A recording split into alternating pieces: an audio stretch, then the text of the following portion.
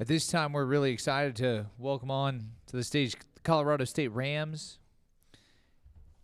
24-10, 10-8 out of the Mountain West Conference, and one of six teams from the MWC to be appearing in the NCAA tournament. In the middle is Isaiah Stevens' first team All-Conference. To his left, Nick Clifford, third team All-Conference. And then on the end, Joel Scott. Those that are looking to ask questions here in the room, please raise your hand. We'll get you a microphone. Those individuals online, please use the hand feature via Zoom. Isaiah, I guess we'll start in the middle. Just your feelings on making it to the tournament and what you guys have been able to accomplish this year. Definitely excited just to be a part of it. It's not every year that you get this opportunity. So the fact that we were able to put together a resume and a season that allows us to be in this position is something that we're not taking for granted. And hopefully we keep this thing going, but it starts right here in Dayton first and foremost. Joel, your excitement. Yeah, I'm super excited. Obviously, first year here at CSU, and we've worked super hard to get where we're at. So it's an exciting time, and we're just excited to play. And then, Nick, your feelings. Man, just like both of them said, we excited to be here.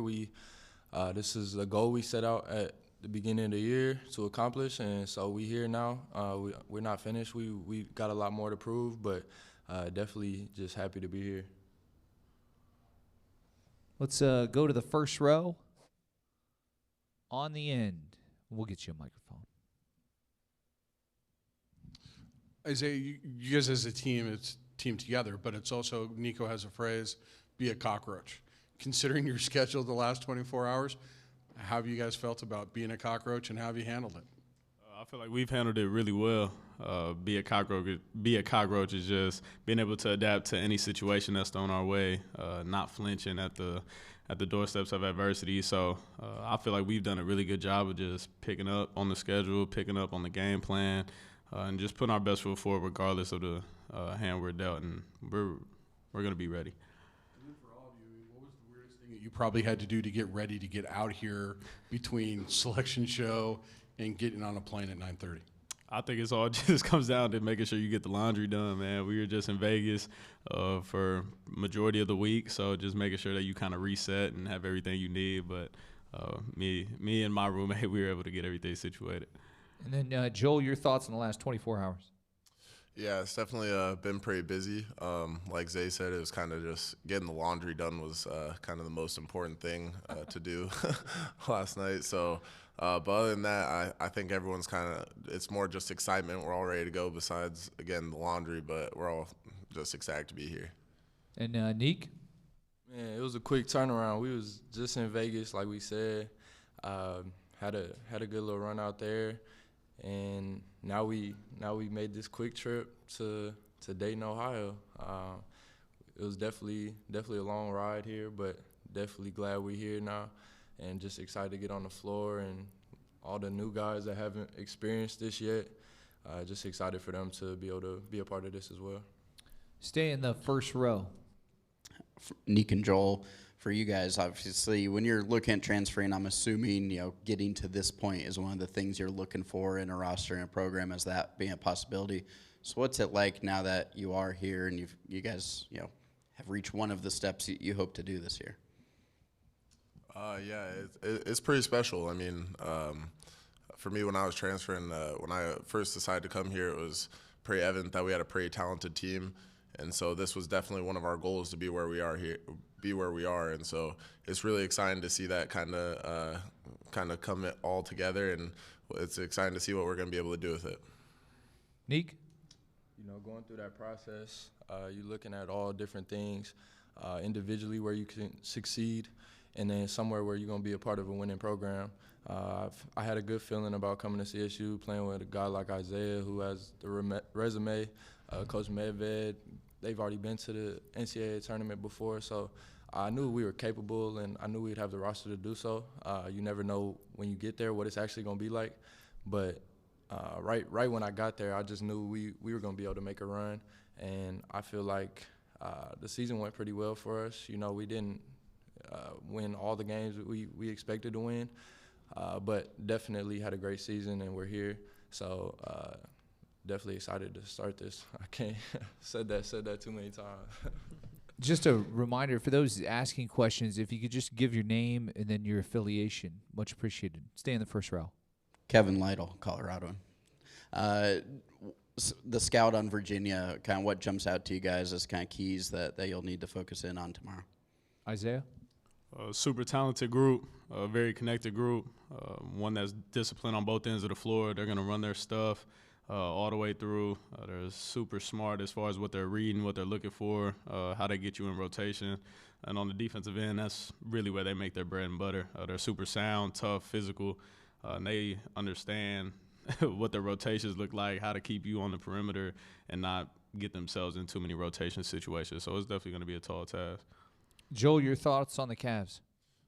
Yeah, like Isaiah said, they're super solid on both ends of the court, but on the defensive end is what they do. So just staying mentally tough and knowing that like they're gonna be playing us tough down there, and just keep looking for what we want, keep working on what we do is gonna be most important. Not getting frustrated with how they're playing us.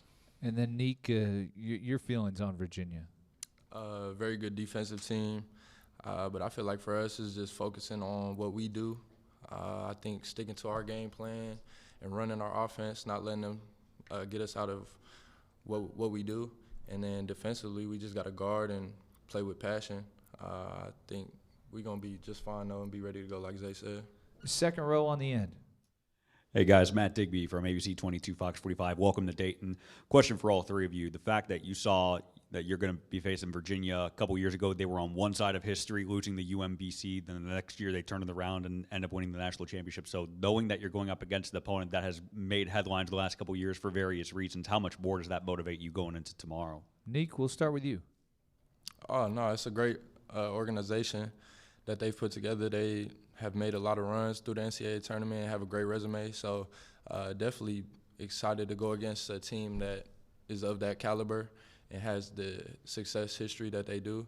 So what I said earlier, we just got to focus on us, though, and stick to our game plan, not let them get out of what we do.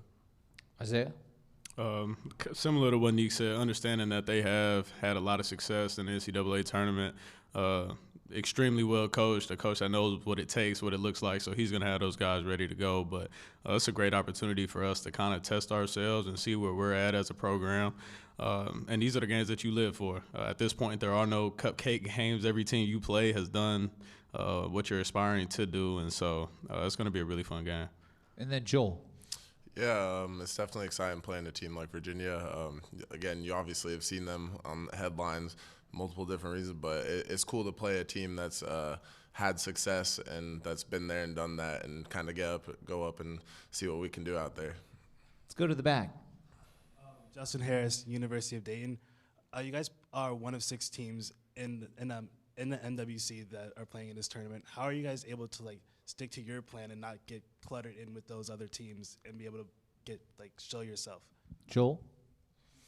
Yeah, I think, again, everything kind of just comes down to us and what we do. And so focusing on our game plan and just how we go about things, I think, is the most important thing going forward. And so it's an exciting time, and it's really cool to be one of those 6 teams in the Mountain West to make it in the tournament. So we're just going to enjoy it and go from there. Isaiah? Similar to what Joel said, it was a really strong year for the league. High-level basketball all throughout the conference, but just understanding that we are who we are. We got to just focus on ourselves at this point, try to go out there and put together a great game plan that's going to allow us to go out there and find success tomorrow night. But it was fun competing in that league, though. It was really competitive. And Neek? You know, like they said, it speaks to just how good our league was. But I think that sets us up for success going into this tournament, playing those high-level teams. So we're gonna be battle-tested and battle-ready when we get into these high-level, high-environment games. But you know, you want to see the Mountain West teams do well in this tournament because it helps the league. But we got to go do what we do. First row on the end.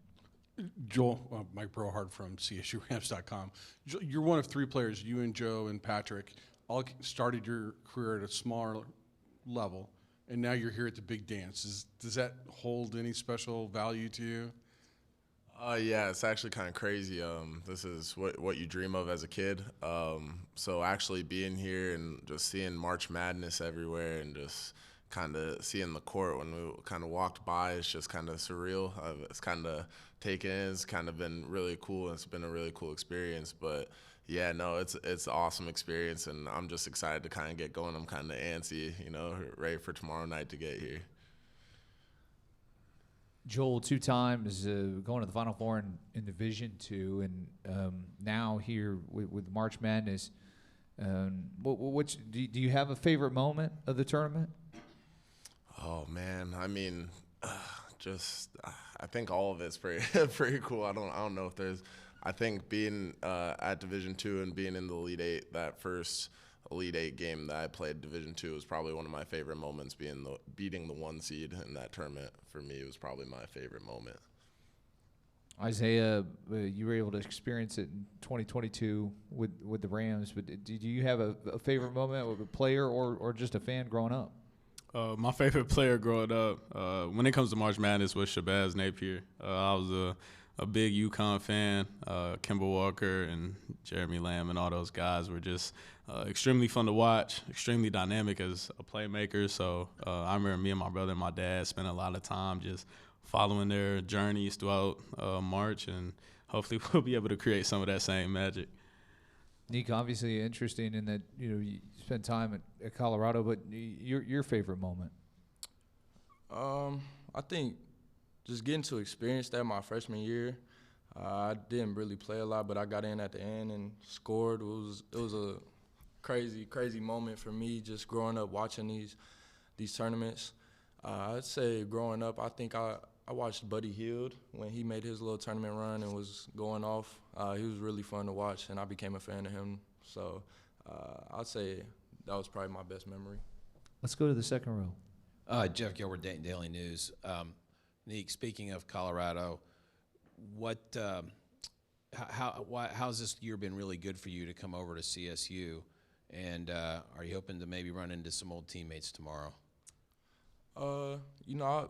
It's been a great move for me. Everyone's taken me in with open arms. It's been a successful year, and it's just been a lot of fun. I've been enjoying everything, just trying to take it all in. But, I'm excited for those guys. I'm glad they had the success they had this year and were able to make it into the tournament. I'm sure I'll probably run into them while I'm out here, but I still keep in touch with a lot of those guys and just want to see them do well. Let's go to the fourth row. Hey guys, Brady Hopkins with University of Dayton. Nick and Joel, this is for you. So as both you guys are both from Colorado. So what has it been like to come to March Madness representing your home state and being able to play in your home state all season? Nick, we'll start with you. It's been an honor playing at Colorado State. You get a lot of family and friends that come and watch you play, and you just get to put on for the state that you grew up in. So it definitely means a lot in that regard. To be at this stage, you got a lot of people texting you, calling you, telling you just how happy and proud they are to see you be in this moment. So it's definitely really cool to be able to represent that and be a part of something like that. And Joel?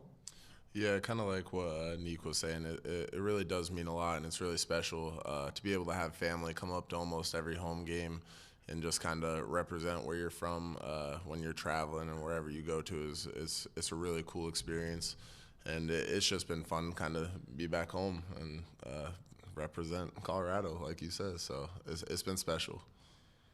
Guys, thank you so much for your time. Congratulations on a terrific season. We're really looking forward to watching you tomorrow night. Good luck. Thank you. Appreciate it. Thanks, guys. Good luck, man.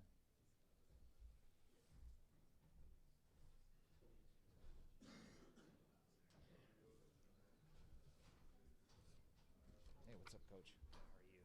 Good. Congratulations. And at this time, we'd like to introduce the head coach of the Colorado State Rams, and Nico Medved. Coach, before we open the floor to questions, your thoughts on the season and what your team's been able to accomplish so far. First of all, I mean, you're just there's so much that goes into these seasons, and we're just grateful to be here. And I think it's the greatest tournament in the world. I think it's one of the most difficult things to do in our sport, quite frankly, is earn an at-large bid to the NCAA tournament. Maybe this year as hard as ever, considering everything. And to just think that we have an opportunity to do this is awesome. I mean, our guys earned that with their performance. We put together a really tough non-conference schedule. We went 12-1 and performed really, really well. We played in an elite league this year and competed really, really well. And we found a way to find ourselves here. So we're excited to be here. And way I look at this is we're a 10 seed in the NCAA tournament, and we just get to play one more game than everybody else. So that's a pretty cool deal.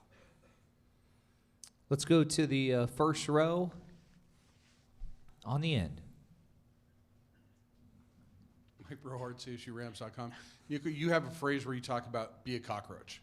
Considering your last 24 hours, how has your team handled being cockroaches? Probably have to explain that to people, right? What is be a cockroach? People are looking at, what are you talking about? For us, we try to compare, a panda bear to a cockroach. And again, without getting into the weeds here, a panda, lives in only a certain region of the world, a certain climate. They only eat one kind of food. Their environment has to be perfect for them to survive.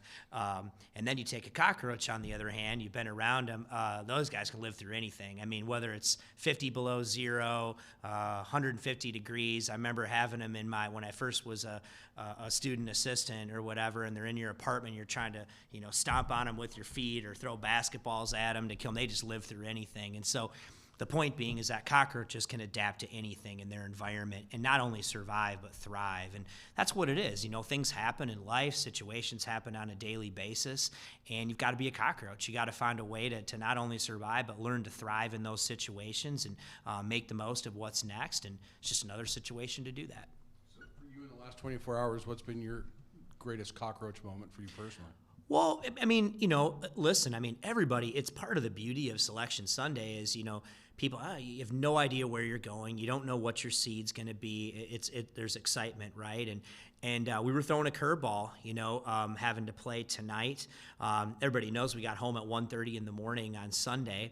We hadn't even really, unpacked our bags. We got some sleep, and we go to the selection show. And next thing you know, we're in Dayton. And obviously, we were on Pacific time. Now we're East Coast, and so we're figuring out how we're going to watch UVA film, trying to get our players some rest. And then they tell you, hey, your flight's going to leave at 9:30, and got the guys up in the morning, brought them over, just watched a little bit of film, and then, flight took a little longer than we want, and I think we landed in Dayton. It was around 3, a little after 3:30, and 25 minutes to the hotel, whatever it was, got in the bus, ate a taco, taped on the bus, got over there and got about 45 minutes of practicing down the road, and now we're here. So it's a different kind of preparation, but at this time of the year, you got to do the things that you've practiced all year and that have allowed you to be successful. And man, we're looking forward to tomorrow night.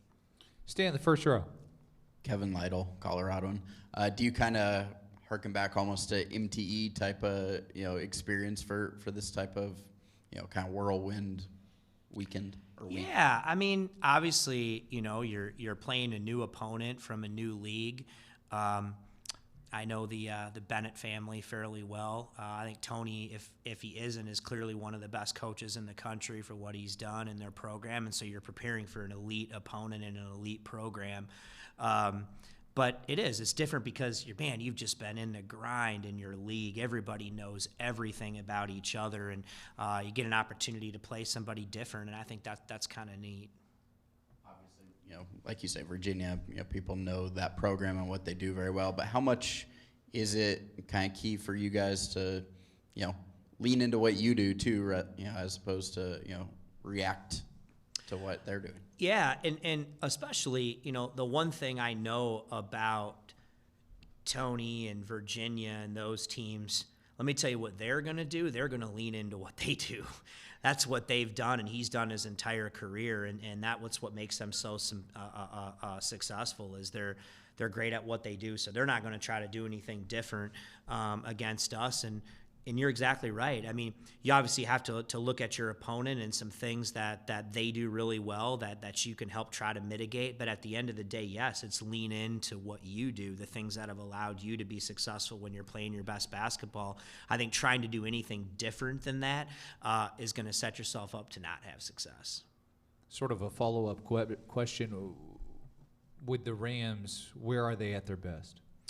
If you followed us, I mean, we're a team that when we're at our best, we don't turn the ball over. We share it at a high level. We get back on defense. We force teams to play late in the shot clock, which I don't think will be an issue tomorrow night. I say that tongue in cheek, but we do that fairly well. I think we're tough-minded. I think we're together. And we've got an elite point guard and some other terrific players too. And, we move it, we share it, and we knock down shots. And so sounds pretty simple, but that's been our formula. Let's go to the second row on the end. Hi, Coach. Marcus Hartman, Dayton Daily News. Welcome to Dayton, however much sleep you've had. You talk about this being the greatest tourney in the world and the difficulty of getting in a large bid. So I wonder, kind of where do you come down on the potential for the tournament to change in the future? I know there's a lot of different things floating around there. Who knows what might happen, but just what's your general viewpoint on that? Well, I think that, I've said for years, there's been a lot of pushback on, we can't expand the tournament. And while I understand that, I said to people for years, I said, well, they're going to expand it. It's just a matter of time. And I think we're probably closer to that than people realize. And, maybe I'll get pushback on this, but I think you just, in my opinion, I think there's very little difference between somebody who's a 7 seed and the 6th team out, of the tournament, maybe especially this year more than ever. And there's more parity in our sport. And just, with conference realignment and some of those other things, I think that's inevitable, and they're going to do it. I hope they find a strategic way to do it, and I think there's still a way to do it where you don't lose, what we have right now. And obviously change is scary for some people, but, I mean, we've lived through more change here in the last couple of years in college sports and our sports than ever before. But I think there's going to be more, and I think it's a matter of time, maybe sooner than later, before the NCAA tournament expands. And I think we can do it in a way that makes sense for everybody. Second row on the end. How's it going, Coach? Matt Digby from ABC 22 Fox 45. Welcome again to Dayton. 2 years ago, you were in the tournament, and there are a fair amount of players. I know a lot of roster changes, especially in this day and age, bringing in new transfers, but you do have a lot of players that were on the team last year that are back this year. Does that help you, knowing that you were just in this stage 2 years ago as opposed to had the gap been longer? I hope so. There's obviously some guys who've been here in this moment before and know what that's like. I don't know. We'll see. I mean, obviously, Isaiah, who's an elite player, he's been on this stage before. He understands what that's like. I think this is a team that's played in big games. One thing I know, I'm familiar with Dayton. When I was the head coach at Furman, I took my team here to play. I followed on TV. Awesome place. I mean, they are going to, the energy, the people love basketball here. They support this tournament at a high level. And so, to be honest, the fan support here, and tell me if I'm wrong on this, it's going to be better than a lot of the first sites anywhere, because people care about it so much, and so it's going to be awesome. Let's go to the fourth row. Patrick Sableski, University of Dayton. You guys are one of 6 teams from your conference in the March Madness. What kind of advantage does that lend you, having to sort of run through the gauntlet in conference play coming into the tournament? I think there's probably, a lot of people who maybe don't stay up to watch Mountain West after dark, as they call it, but the league's been awesome. I mean, I've been in it for a long time as an assistant and a head coach, and I've been other places around the country.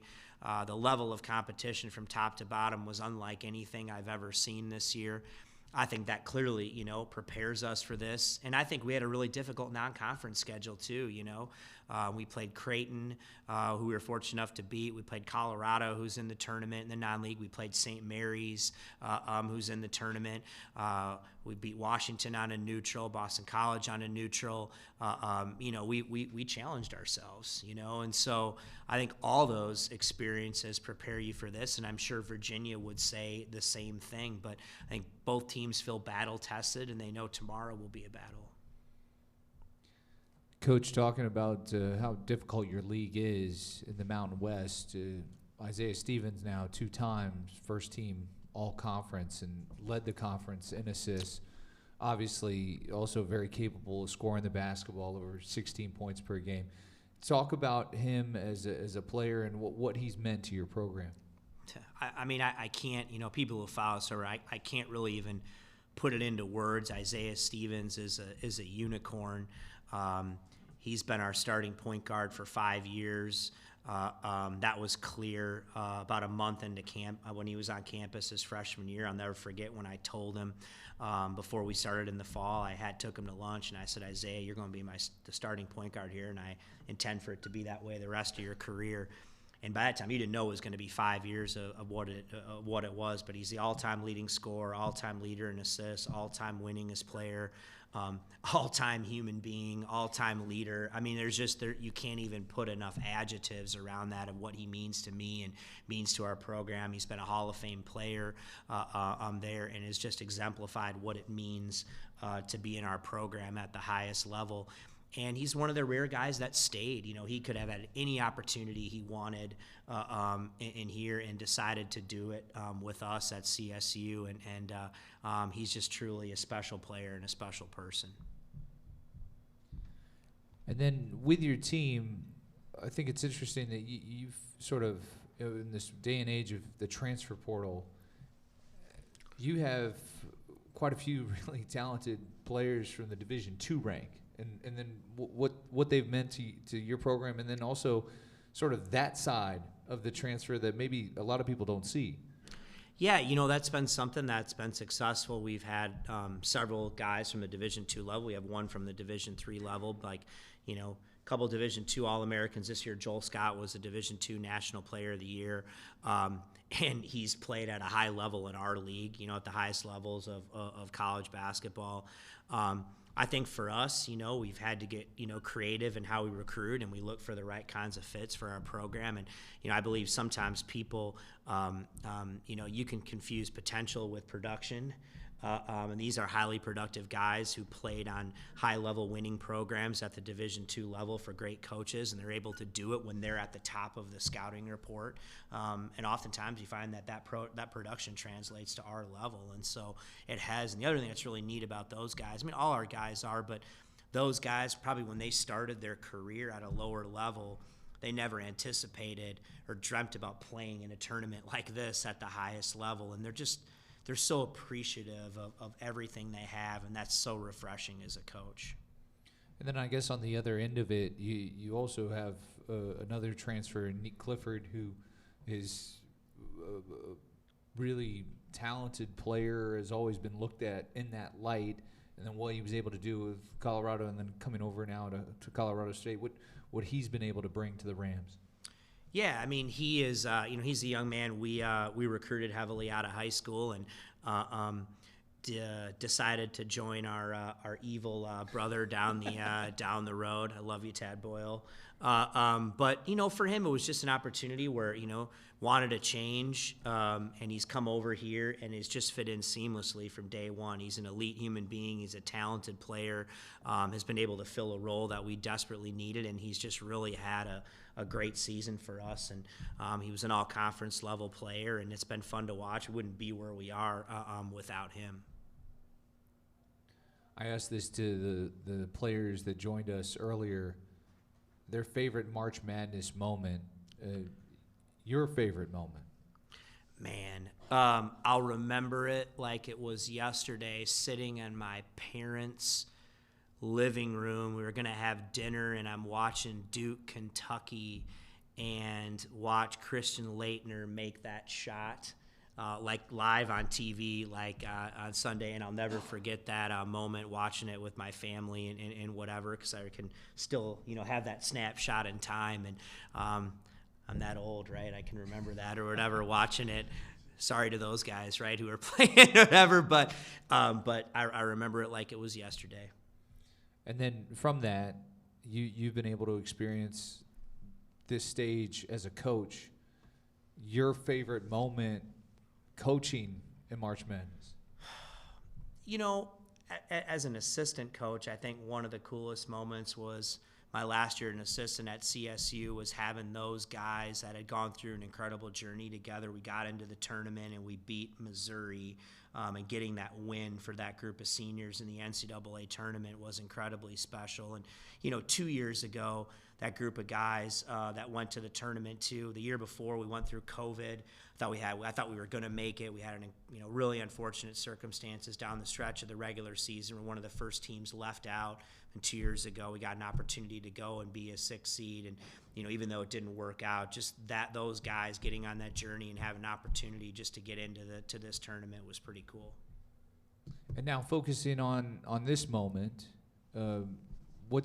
if you've been able to, what's your biggest concern in looking at Virginia and trying to prepare for the Cavaliers?